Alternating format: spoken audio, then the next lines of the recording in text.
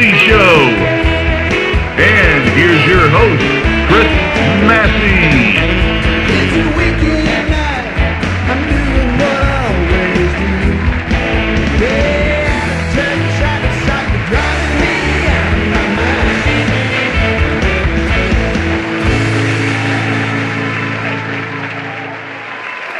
Hey everybody, I'm Chris Massey and welcome to the Chris Massey Music Show here on the American Hearts Radio Network. And tonight is episode 12 of season 3 and the 50th episode of the Chris Massey Music Show. And the guy that's been with me for all 50 shows, my partner in crime, my engineer, Mr. Al Burrows. Yeah, man. How are you? How are you? 50 shows, man. 50 shows. I want to tell you that if you watch the show, then you know we one of our biggest fans is Betty from Hoover, Alabama. And Betty called over at the network today, and Betty has been praying for the show to be canceled ever since we first came on, and she said that she had come to grips with it, that God is letting the devil win this one, and I'm going to get to stay on the air. So, Betty, we appreciate it, and you and the girls over there keep praying for us. We really do appreciate it. Love me, hate me, just don't ignore me. That's right. That's right. So we got some great guests tonight. And we're going to be showing some clips from some of the previous shows and going to shift things up a little bit. I'm going to be talking about some other stuff at the very end of the show. But right now we're going to get to some clips. Now, if you watch the show, you know one of the cornerstones of the Chris Massey Show is the monologue we do here at the beginning of the show. We talk a lot about politics and religion and relationships and stuff. And I know that we have offended a lot of people out there, but I just want to tell you that you people that watch because you hate me are just as important to me as those people that watch because they like me. And I really appreciate you tuning in. But the most popular monologue that I did on this show was the night that I came here and gave everybody a little history lesson on the word shit. Let's take a look at this clip. The hardest thing about mastering the English language is learning our proper use of slang. Years ago, I had a crew working down on Tuxedo Drive in Buckhead, you know, the richest neighborhood in Atlanta.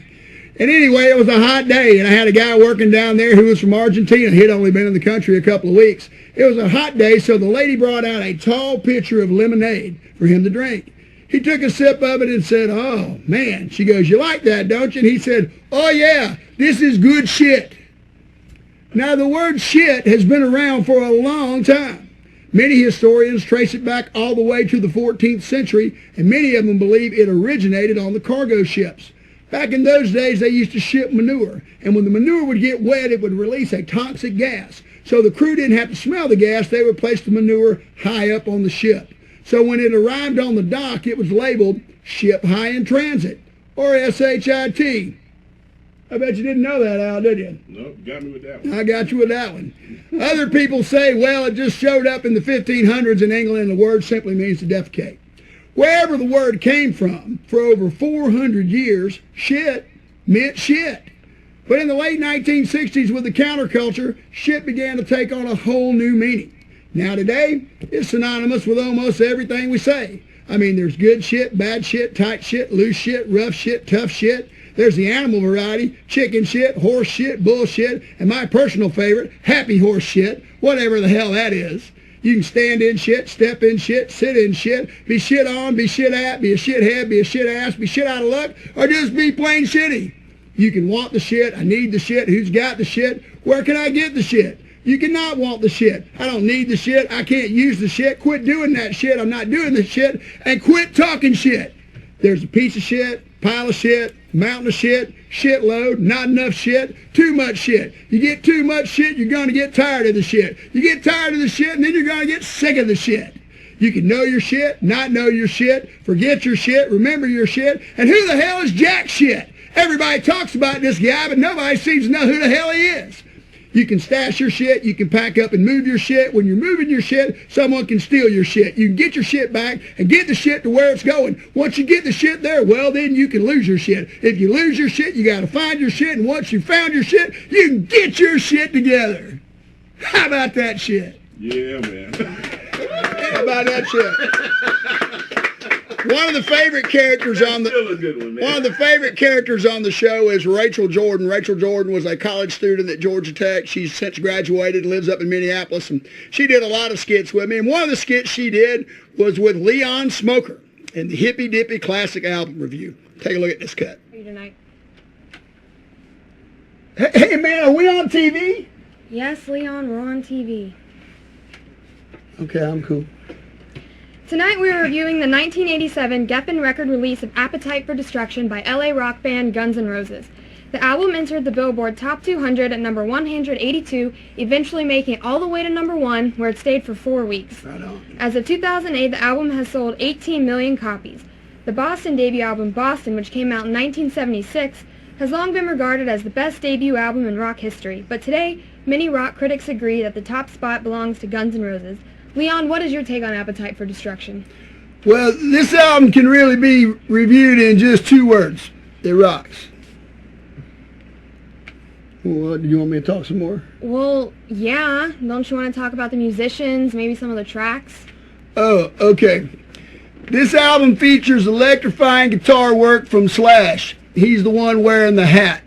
A tight rhythm section from bassist Duff McKagan and drummer Steven Adler. Fine rhythm guitar work from Izzy Stradling, and haunting and screeching vocals from a then not so screwed up Axl Rose.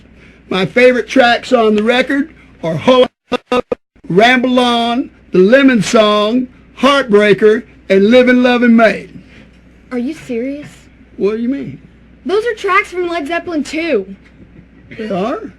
Yes. Are you sure? Yes, I'm sure. Oh man, you know what must have happened was I had the Led Zeppelin 2 CD in the Appetite for Destruction CD case when I was listening to the CD. And you couldn't tell the difference. Well, I mean, you know, I was getting high and just kind of listening to it, and I guess I just got kind of lost in You it. got lost in it. Yeah, that's right. Look, Leon, you promised Mike Aloia, the CEO of American Hearts, that you wouldn't be smoking weed when you were reviewing the records or before you came on the show. Leon, have you been smoking weed today? Well, yeah, a little bit. Look, man, I thought what he said was I couldn't smoke weed on the show. No, he didn't say you couldn't smoke weed on the show. He didn't? No. So you're saying I can't smoke weed on the show? No! Just shut up! Just shut up! Now you listen to me, Leon Smoker. You are not going to drag me down. I come on the show, I'm prepared and I'm professional, and you can't even listen to the right record. Hey, man, I don't think I want to work with you. You're kind of hostile. Hostile? You've ruined the whole show. Nah, just hold your horses there, Pocahontas. Let's don't go crazy quite yet. I mean, don't you think somewhere down the line we're going to review Led Zeppelin 2? Probably. Look, man, I've already listened to it. That puts me a couple steps ahead of the game. You are not a couple steps ahead of the game. We were supposed to review Appetite for Destruction. What part of that do you not understand? So you're saying I screwed up? Well, look, I didn't do it on purpose, man. Just take us out.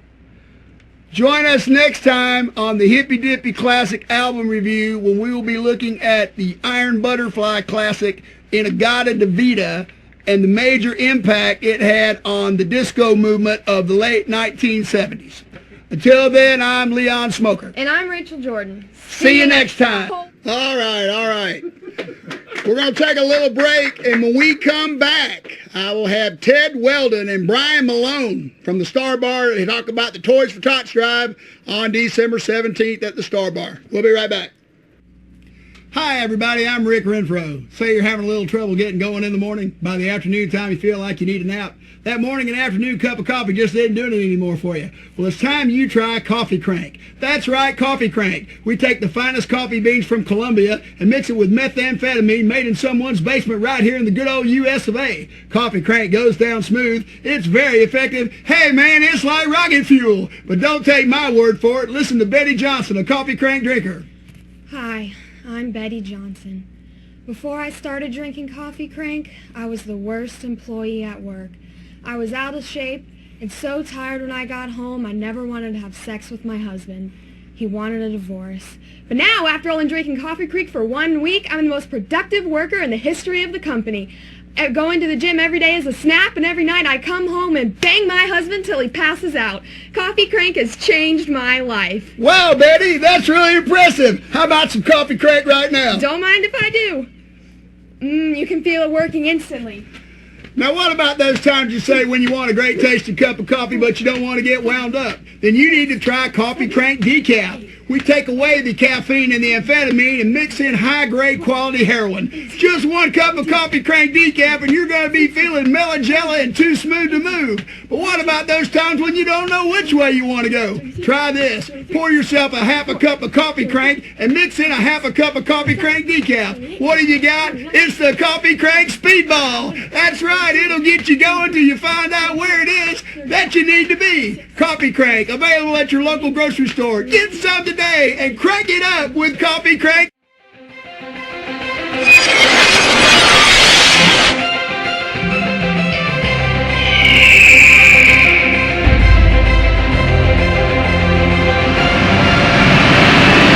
American Hearts Radio, bringing the hearts of the world together. I'm Rick Richards at Georgia Satellites, and you're watching The Chris Massey Show, live.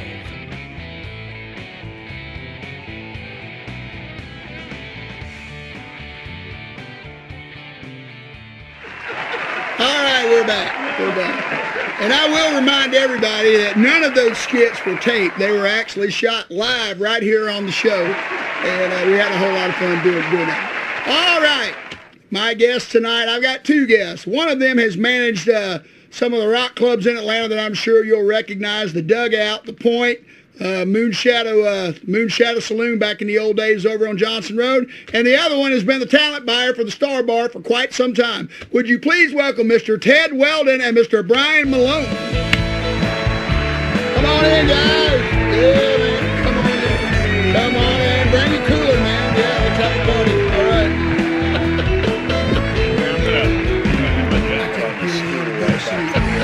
All right. Take one away. Okay. All right, man. I appreciate you guys coming out. Well, it's so wonderful to be here. You guys are comfortable. Everything's good. Everything's great. Okay. All right, Ted. So you've been in the rock and roll scene for a while in Atlanta. Yes, sir. Okay. Now, were you booking these clubs that you were working at, or were you just managing them? Pretty much as managing them and stuff like that. I mean, I was a talent buyer and a talent seller for Richie Nolan Reeves Music, which is affiliated with, the Mike and Dan who own, Smith's Old Bar and Cotton Club and Point and stuff like that, but no, I pretty much managed the nightclubs and paid the talent and stuff like that. But then, I worked later as a buyer and a seller. I've had all these bands and I've sold the bands, as we all do.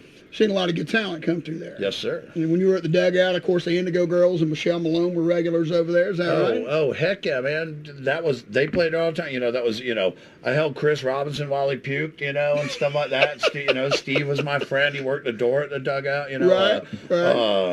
We had like Joaquin Carrasco and Peter Holzapfel and DBs, a whole bunch of stuff like that, was coming in. Yeah, I heard Chris Robinson can actually afford to pay somebody to hold him up while he pukes now. Yeah, back then we did it out of love. All right, and Bryan, how long have you been over at the Star Bar? I've been over there, I think I'm going on like 9 years right now. 9 years. Right. I remember a lot of now, 9 years is a long time for a club. It period. is. That is like correct. 15. Yeah, but 9 years actually being the guy over there has been a while. Well, I've worked there a little longer than that. I worked the door there for a long time and like bartend. I've taken the trash out, all kinds of stuff. So I've been kind of a fixture there for some time. Okay, all right. I was a fixture there for some time. You're still a fixture there. You get paid. Well, sometimes. Let's not get ridiculous. Technically, you're a professional and I'm an amateur. Well, now the Star Bar is a place kind of where people just come to hang out. They do. They just say, hey, let's go see who's playing at the Star Bar, and come out there. It's not necessarily a place where the bands want to bring their own crowd, but there's going to be a crowd there anyway. Most of the time, is that right? A lot of times, yeah. Yeah, and that's the way it was back in the 80s. In 81, 82, we just went to the 688. Right. It didn't really matter what was going on, or we just went to Hedgens. Of course, the Satellites are playing there every night anyway. Right. And now, it's almost like, people, they go to see particular bands. It's not so much about the club, it's about the band. Right. But the Star Bar, I think, is one of those places where it's about the club. And the Claremont, where you play with the Ghost Riders Car Club, it's definitely about the club. Definitely. Yes, sir. Well, There's a lot to that club. You got a point, but I think maybe I'd use the word like event. Like the Star Bar.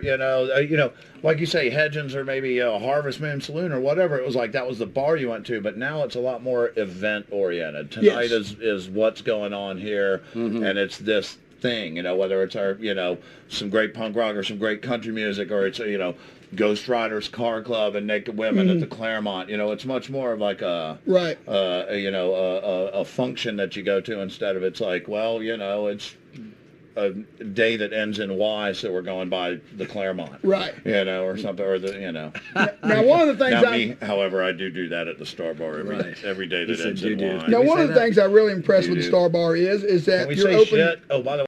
Good shit earlier. Oh, well, thank you. That was shit some great was shit. good, man. That was good shit. You guys are open to all kinds of genres of music. Yes. I mean, it doesn't matter. I mean, We do all kinds of stuff.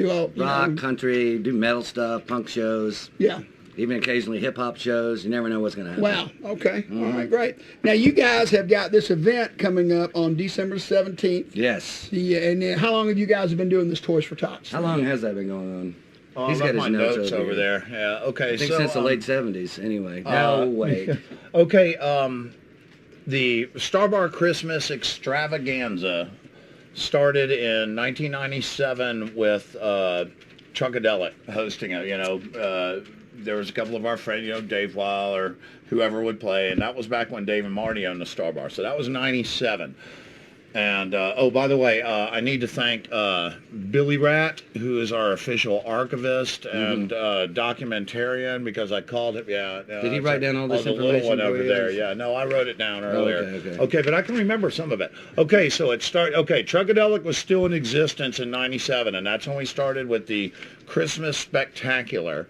And then '98 was a Christmas Spectacular, and then in 1999, Billy Rat invited the Marines in for the Toys for Tots benefit. We decided to, make it more than just a rape and pillage for the holidays Star Bar show and try to, do something good about it. For the kids. And now we rape and pillage for the kids, and we've got Marines on our side, right? You see what I'm saying? That's right. So we got some firepower. Yeah. And, oh man, those are great days. Speaking of firepower, Those were the days. The first 3 Toys for Tots benefits. Okay, the first year we got these 2 Marines, and a lot of times the Marines that come for these events and these, they show up at the Star Bar at Publix or wherever, and they're dressed in their blues, they're gorgeous, they're handsome, but they're young guys. It's something that goes to the lower ranked guys and the younger guys. And these 2 brothers came in and were our Marines that year. And that year, I mean, our girlfriends were attacking them. There, one of them was throwing up out back, projectile vomiting in his dress blues. It was gorgeous. Yeah, see, the Star Bar has liquor. And the other one, had a wreck on the way home that was even on the news, right? So we're thinking this is, and like 4 before the next show, in like August, these guys were calling Billy Rat and like, we want to be the guys again this year, right? Oh, wow. Okay. 3 years in a row, these Marines were like this, and we had 2 or 3 vans full of toys back then, right? Lots of toys. And then Truckadelic broke up, and it became Billy Rat's 91 annual, Toys for Tots benefit, etc. And the Star Bar started sponsoring, I guess, about 2003, after Truckadelic had broken up and Billy Rat was out of the scene a little bit. Star Bar made sure that kept going. Okay. And I mean, in the early days, the first couple of them, it was Truckadelic, and it was Patterson Hood or Drive-By Truckers or Cooley and Patterson and Dave Weil and Blacktop Rockets, some version of that. Wow. Every year there would be 3 or 4 of that core group, and Jim Stacy would dress up as Shitty Claus with the candy cane stuck in his beard and all, and stuff. And it was, it was very magic. Still doing that to this day. It's still very magic.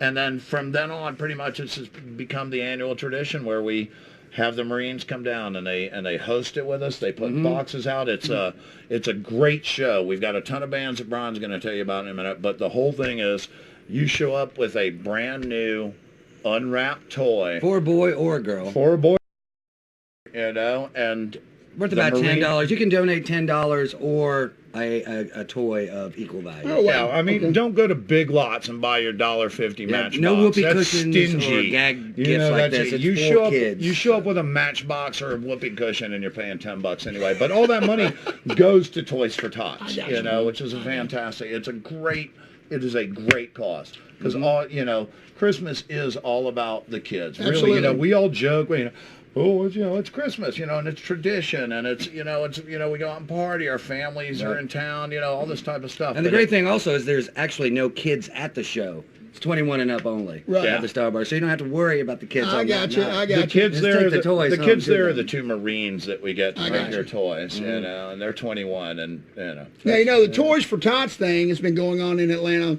and you guys are carrying on a tradition that's been started by a number of people. But if I'm not mistaken, the first Toys for Tots drive in Atlanta was actually in 1976 by Is that right? Alex Cooley.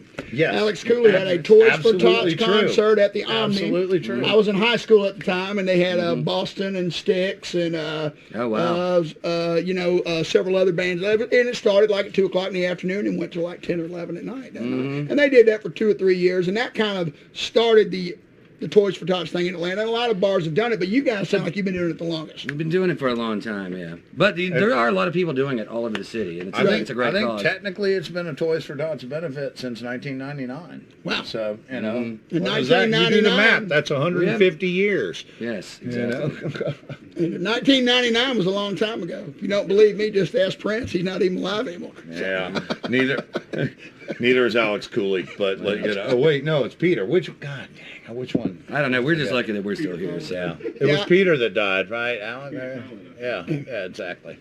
So give me so who's going to be on the show? Oh, well, this year, as a matter of fact, Ted Weldon and Ghost Rider Car Club will be there. Excellent band. I'm Yes, actually very hosting it. The honor. I have to put my logo up. Can we get a close up on that, Al? The Honorable Ted Weldon.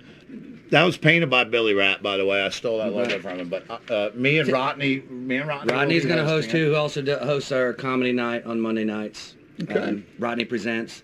So he will be there. So Ghost Rider Car Club's playing. Joel and the boys from AM Gold will also be in the house. Bad Friend will be there, another project of Ted's, as well as Dusty Booze and the Baby Haters. We also have Elzig. Well, you're having the Baby Haters. Baby at Haters. the Toys for Tots. Baby drive. Haters love to play shows for the kids. I'm not exactly sure why. But They love toys. That's it. You know. Right. All right. Also, who else is playing? So Elzig is playing, which is Jim Wright and the guys that are doing. Is that the Elvis Danzig It's like thing? it's the Elvis Danzig thing. So yeah. Have you seen that? I have. No, Have you seen I have it? not. It's fantastic. It is really Yeah, it's really funny, you know. They played, It's a Danzig band and Elvis Danzig. You know, it's really cool. It's something else, man. Yeah, All right. he's got big capes that say like Elzig on the back. Oh, of yeah, them he dresses up. and bedazzling and Pull stuff. out all the stops for this thing. Okay. Rick Dang, right? Rick Dang's also playing. Dang Dang Dang will be there, as well as JJ and the Hustlers. The JJ. Hustlers. Yeah, JJ, they were on the bill with us when we JJ and played your club. The Hustlers. Right, yeah. Just a little while We ago. love JJ and Yeah, the good band. Hustlers. Tag Team will be there. You know Tag Team? Do not. Yeah, that's John and John who's Shane one and of the boys, Shane yeah. and the boys from the Earl. Right. That Okay. have this. It's a All right. very thrumpy, stompy, you know, weighty kind of thing. And the team's pretty neat. I'm looking forward to that. I haven't seen them in a few years, and I like them. Also, Andrew and the Disappearamids Oh, are tell 'em coming. about the girls. And they're bringing the Roxy Roz dancers, so there's going to be a burlesque troupe there as well. Oh, wow. So they're Wow. gonna dance a little bit. The girls will dance a little bit, but they'll also be dressed up so people can take photos with them and whatnot. So you're expecting a sold-out house for this? Oh yeah, absolutely. And the Capacity. doors. What time do the doors We're gonna open? do doors at 5 o'clock. First time ever for the Toys for Tots. You know, 5 Christmas. o'clock. There'll be people there, I'm sure. Yeah. So many We'll start bands. music right at 5:30. Right, So right, many right bands at wanted in on 5:30. it. Yeah. And that's Saturday, December Yeah, sure, 7th. I'll have a beer. Saturday, December 17th Al, you need a beer? at the Star Bar. And what is Get the this guy drunk. what is the address of the Star Bar on Moreland? The I know it's address right is across from the Vortex, but 437 Moreland Avenue in the heart of Little Five Points, right across the street from the Vortex. That's right. okay, very good, very good. We also have beer there as well as liquor. Cheap Okay. jokes. All right, so So after Toys for Tots and the new year rolls in, we'll be looking at the Star Bar. What's going to be going on this business as usual? You got any big shows coming up? Anybody we should be looking forward to? Or We're going to have Southern Culture on the Skids coming back. Okay. I can't remember the exact date. I meant to.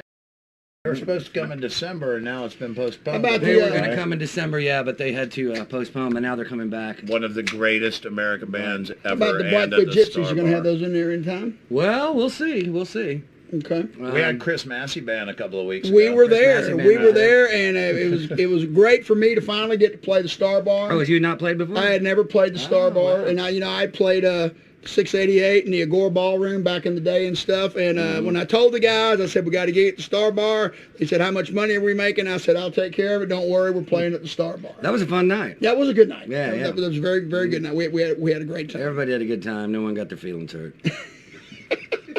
I did, because I missed Chris Massey. Now, Ted, when will you be down at the Claremont with Ghost Riders? Is y'all's gig already come and gone this month? Or? We just had our Toys for Tots Christmas gig last Thursday. It was Thursday night. wonderful, but right now the Claremont, with the hotel renovation, et cetera, we're not going to be there next January. They're We're into gonna take a month renovations. off. They're into renovations, which apparently means a new ceiling. Well, that's Hopefully a new floor. Hey, man, we're trying. It's a new scene. Sorry, we can't make the men's room ADA, but apparently we will be back in February. And Ghost Riders Car Club has played the Claremont Lounge once a month,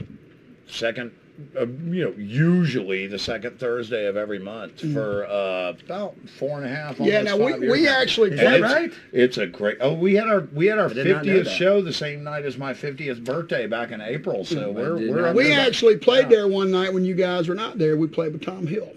right on. Hmm. And isn't it We one of opened the up the time. greatest shows? Gigs. It's in a Atlanta. super venue. to play. It's a I Thursday mean, night. It is. at a- at- I've played in clubs all over the country, and you will not find a gig like that. Oh, yeah. Man, I tell They're people, kind. they're like, how's that Thursday night at Claremont? I was like, well, if you don't mind playing for the Swedish metal band that just finished at the Masquerade and the IT convention from San Diego and Anthony Bourdain, it's pretty And the cool. college kids. And everyone, we all, and, Oh, it's a and we mixed all bag. come in and have a good night, especially with the Ghost Riders. You were there last week. That was a I great was there, yeah. mixed up crowd, and it was, I was pretty mixed up myself. so so All right, so that's this Saturday, December 17th, at the Star Bar, the Toys for Tots Drive. put it on your calendar. Mr. Malone. Thank you, sir. Mr. Weldon. Hosted by the Honorable Y'all Ted stick Weldon. around. We're going to Thanks, shoot that Chris. commercial here in a little bit. All right, Really we'll be right appreciate back. it. We'll be Thank right you back. very much out there. Hey, John Smoker, And I'm Rachel Jordan. And I'm Moses Moe from Mother's Finest. and you're watching the Chris Massey Music Show. Hey, man, you remember that time when you guys opened for Aerosmith? I do. Man, that was awesome.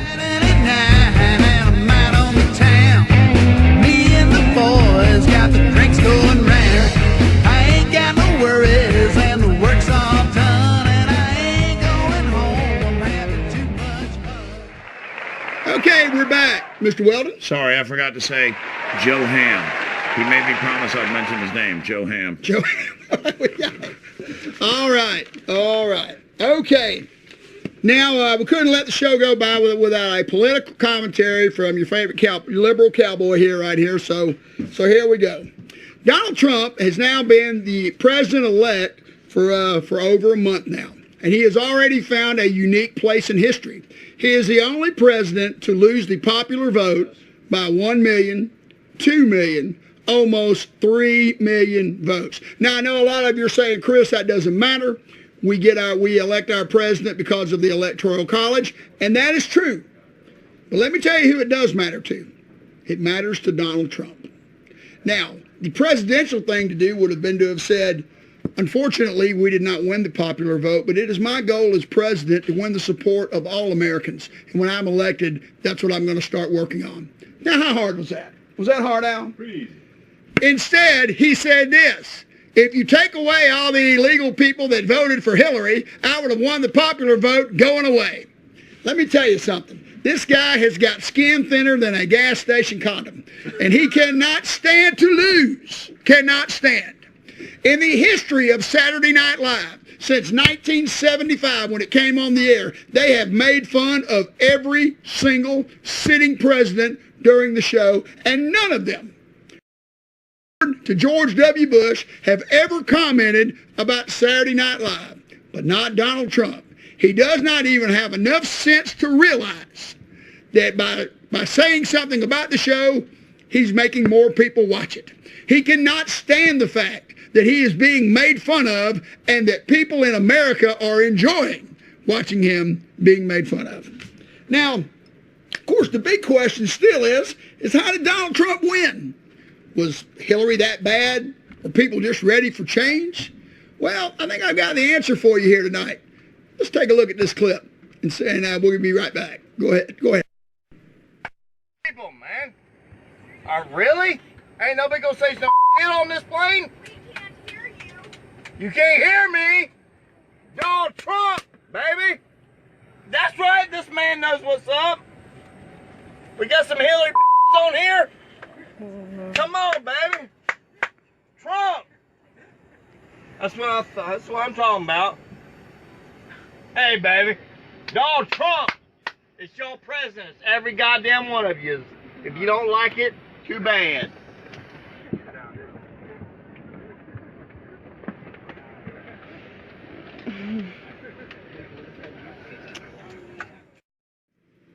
Now, the reason Donald Trump won the election was because he was able to get everybody in America that is like that guy to vote for him. That is right. And when this gentleman got back home to his trailer and the phone rang and it was Delta Airlines informing him that he had been banned from flying Delta for the rest of his life, there was still a sense of satisfaction because he knows old Donald is going to build a wall. And he's going to deport 11 million Mexicans, and he's going to ban Muslims from coming into this country, and he's going to repeal Obamacare. Well, I don't think this guy cares about that. I don't think health care is something that's really high on his list. But what happens if Donald Trump isn't able to do these things? 68 million people that voted in America already don't want him to be president. And what happens when your own people start to turn on you? And Donald Trump winds up getting an approval rating of about 35%. What's he going to do then? Say the polls are rigged? Turn on the American people? It's not going to be pretty. I'll tell you that.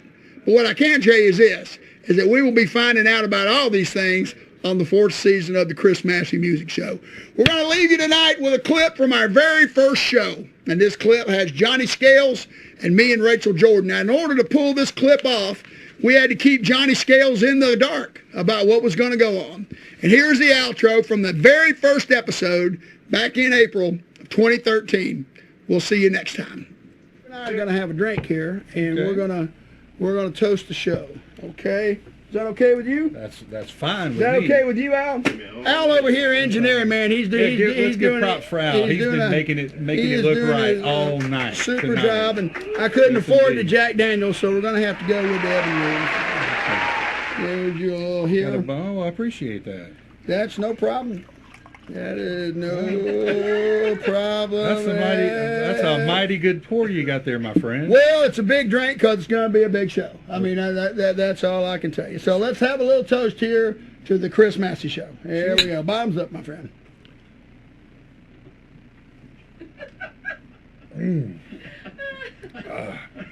Oh, good Lord. Show's over, folks. Just make sure I get my rice-a-roni. Woo! Good Lord. Oh my God, Johnny, you know he's not supposed to be drinking. Chris, wake up. You gotta finish the show. Where am I? Web TV. Yeah,